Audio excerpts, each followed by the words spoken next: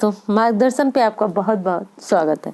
दोस्तों, आज मैं बात करूंगी तुलसी विवाह के बारे में कि कुल तुलसी विवाह जो है 26 नवंबर को है या 25 नवंबर को है।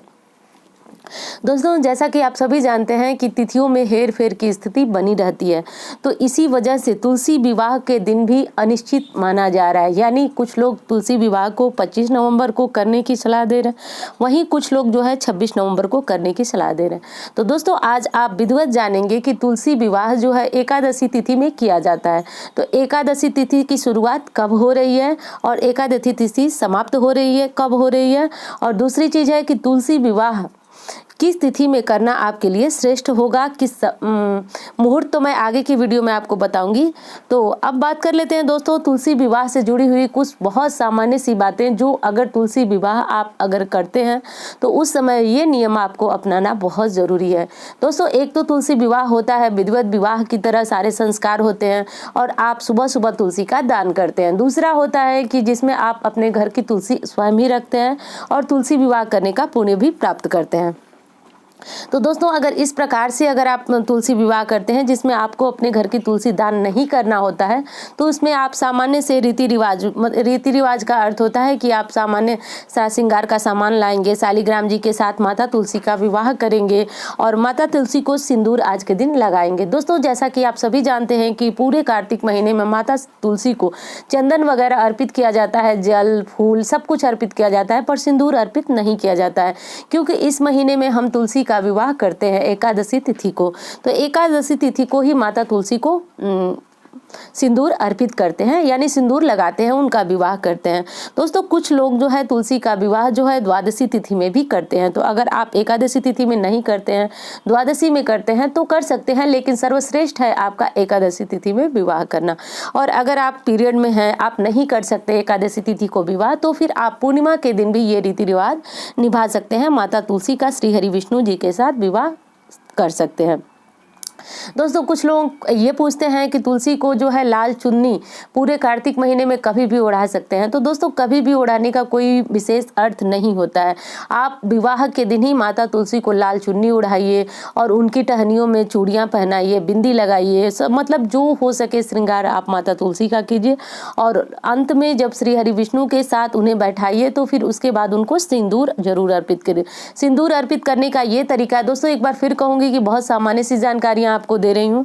सिंदूर अर्पित करने का ये तरीका है कि आपको माता तुलसी की संपूर्ण पत्तियों पे अपने हाथों से सिंदूर लगाना है।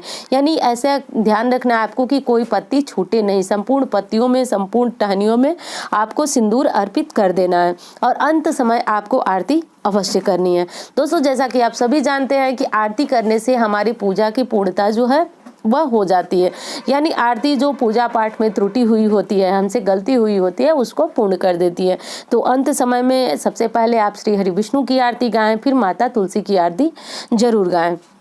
ऐसा करने से ही दोस्तों आपका तुलसी विवाह जो है वह संपन्न होता है। एक और महत्वपूर्ण बात है दोस्तों कि अगर आपके पास शालिग्राम जी नहीं है, जैसा कि प्रायः आप लोग देखते हैं कि तुलसी जी का विवाह जो है शालिग्राम जी यानी ठाकुर जी के साथ किया जाता है, पर हर घरों में शालिग्राम जी ठाकुर जी नहीं मिलते हैं।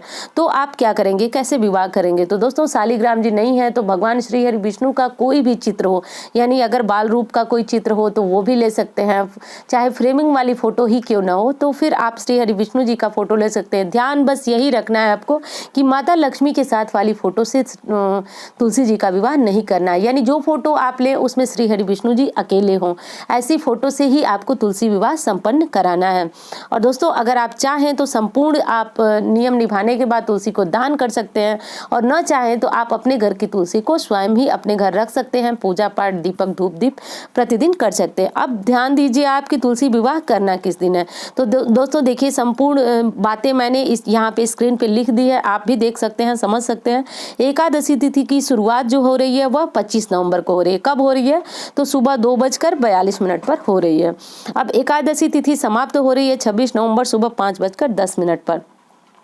तो जैसा कि हम सभी जानते हैं दोस्तों कि तुलसी विवाह की जो नियम है वह शाम के समय गोधूली बेला में ही निभाई जाती है। तो दोस्तों गोधूली बेला का जो एकादशी तिथि है वो हमको 25 नवंबर को ही प्राप्त हो रही है। तो इसलिए 25 नवंबर को ही तुलसी विवाह करना श्रेष्ठ माना जाएगा। दोस्तों अब आप समझ गए होंगे कि क्यों 26 नवंबर को तुलसी विवाह करना श्रेष्ठ नहीं माना जाता है, जबकि 26 नवंबर को एकादशी तिथि जो है वह समाप्त हो रही है सुबह 5:10 पर।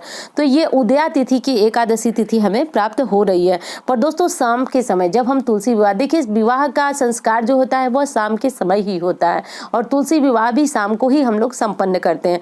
तो शाम के समय जो है द्वादशी तिथि लग जा रही है। तो जो लोग द्वादशी में तुलसी विवाह करते हैं, वैसे तो करते नहीं, बहुत कम लोग करते हैं, पर आप देख लीजिए आप जो करते हो आपके यहाँ जिस प्रकार का नियम निभाया जाता हो, तो अगर द्वादशी में आप करेंगे तो 26 नवंबर को, अगर एकादशी, मैं बार बार कह रही हूँ कि एकादशी में ही तुलसी विवाह करना श्रेष्ठ होता है। तो अगर आप एकादशी तिथि में करना चाहते हैं तो शाम के समय एकादशी तिथि 25 नवंबर को ही मिल रही है, तो इसलिए विवाह आपको 25 नवंबर को ही करना श्रेष्ठ होगा। और 5:10 पर जो है वह द्वादशी तिथि जो है वह शुरू हो जा रही है। तो दोस्तों उम्मीद करती हूँ कि वीडियो आपको बहुत पसंद आएगी। मिलती हूँ इसी तरह की वीडियो के साथ। धन्यवाद।